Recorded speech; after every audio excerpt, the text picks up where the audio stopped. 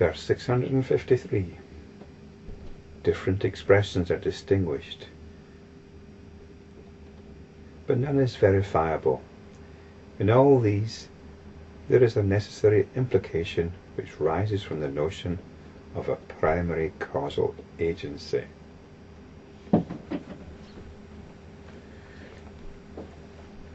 When we're not practicing, we get sucked into the vortex of our senses. And along with that, we get sucked into various ideas, various beliefs, various assumptions, which fuel this vortex. They suck awareness into it. And this is our situation much of the time. We need to sometimes crawl back from this centrifugal force. I was watching a little clip on YouTube recently. It was about an interaction between Richard Dawkins, the well-known rationalist, and Deepak Chopra, whom Richard Dawkins described as a one-man, something along the lines of a one-man New Age healthcare industry. And I must admit I'm actually a big admirer of Richard Dawkins, but I thought Deepak Chopra came across rather well. I haven't read any of Dr. Chopra's books,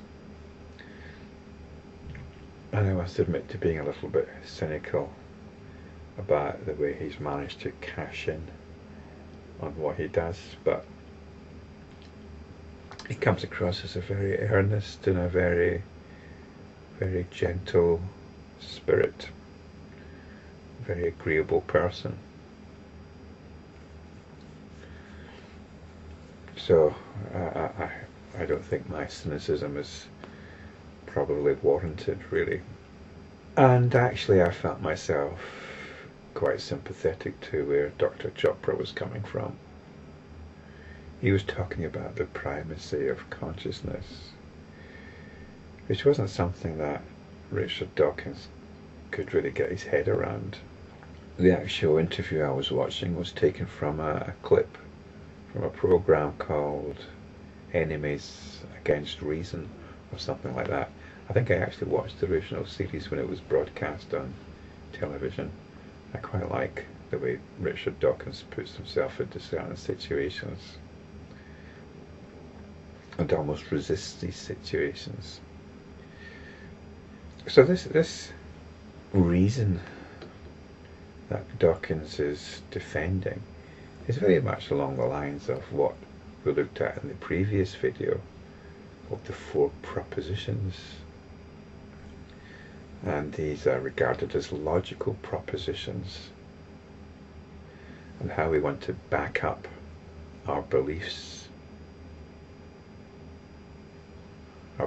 in rationality, even through logic, through arguments. And the first part of this verse says that different expressions are distinguished, but none is verifiable. Well, the scientific mind wouldn't agree with this. Things are verifiable through the use of rational argument. So this part of the verse isn't really true, because science is very much about verification. And this verse was obviously written before the spirit of science had got such a foothold. But the second part of this verse is quite important. It tells us that in all this, in all these statements about the world, which may or may not be verifiable, there is a necessary implication which rises from the notion of a primary causal agency. And thinking about Richard Dawkins again, his big thing is evolution, something which takes place over millions of years. And that's fine in itself. But from a spiritual point of view, there's a side effect. There's a side effect to this. And the implication is that the world, therefore, has been around for a very long time. It is actually consolidating a particular worldview, and it represents one of these vortices which I was referring to at the beginning of the video. This vortex which sucks us in to the belief in an external world. That belief is reinforced by giving it history. And that's where the likes of Richard Dawkins takes his cue. He's going to cling on to that. Whereas I think somebody like Deepak Chopra, who I'll tentatively side with him here, because he talks about consciousness. That's where he takes his cue. Now when he talks about consciousness, I don't know for sure whether he's understanding it in the same way that I use the term. But I'll give him that benefit of the doubt. But that is actually more real. It's more immediate.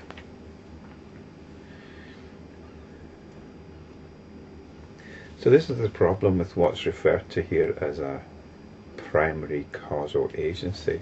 It takes us away from the immediacy of consciousness. Now that primary causal agency might be, in the case of Richard Dawkins, the Big Bang, or whatever the current scientific theory is. And if you're a religious type, it's obviously the Creator God.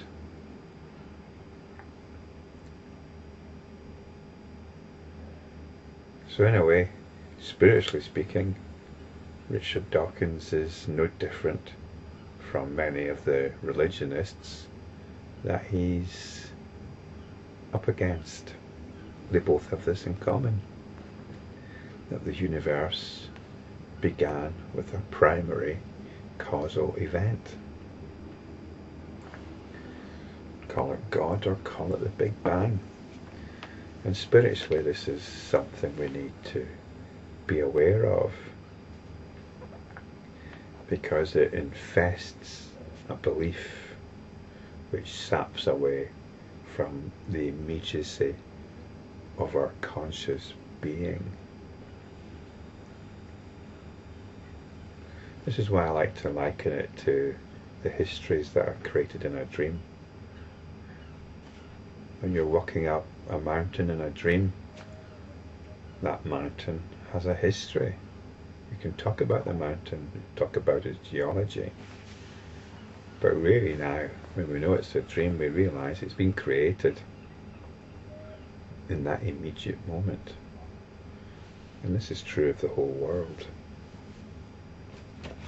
the whole universe. So the next verse, verse 654, gives us one way of not getting caught up in this idea of a primary causal agency. By maintaining the combination of causes and conditions, a primary causal agency is warded off. When a chain of causes is held to be impermanent, the thought of permanency is avoided. Now it might not appear obvious as to how this is helpful. By maintaining the combination of causes and conditions. The standard teaching in Buddhism is really one of conditionality. It will say that when certain conditions arise, when certain conditions are set in place, this will happen. In fact, I even remember a peculiar little sutra on the conditions which give rise to earthquakes. So there is a kind of causality in Buddhism, but it's really just about processes. Given these ingredients are in place, then this arises, and it's always been like this. There's no beginning to it. But for me, this still gives some kind of historic validity to the belief in an external world. The classic use of conditionality in Buddhism, though, is examining the conditions by which we get sucked in to these vortices, these beliefs, assumptions of an external world. In other words, how we get locked into suffering, the conditions which give rise to suffering. This is spelled out in the Four Noble Truths. And if we can remove these conditions, then there's no more suffering. And we remove these conditions by applying the Eightfold Path. To the point of the second part of this verse, when a chain of causes is held to be impermanent, the fault of permanency is avoided. And this is the permanency of the world. We want to avoid believing in the permanency of the world. But we're told that when a chain of causes is held to be impermanent, in other words, there's nothing inevitable about it. We can break the chain of causes. We can break the chain of causes which always ends up with awareness being sucked into the vortices of its own beliefs. And this is done by awareness itself. We become aware of our psychological disposition. It's like becoming aware of our moods, especially at the onset of the mood.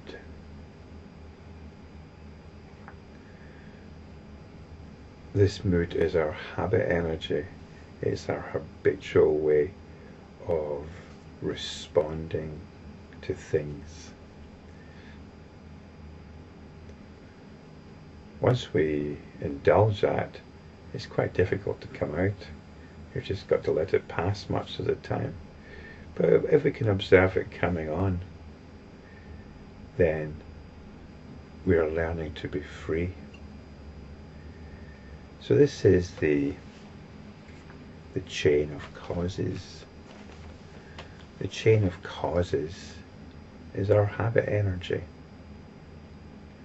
The habit energy of our moods. And there's nothing inevitable about it. Everything can be changed. Our habitual tendencies towards limitation and bondage can be undermined, and liberation from an inferred, external, permanent, causal world can be achieved, can be realized.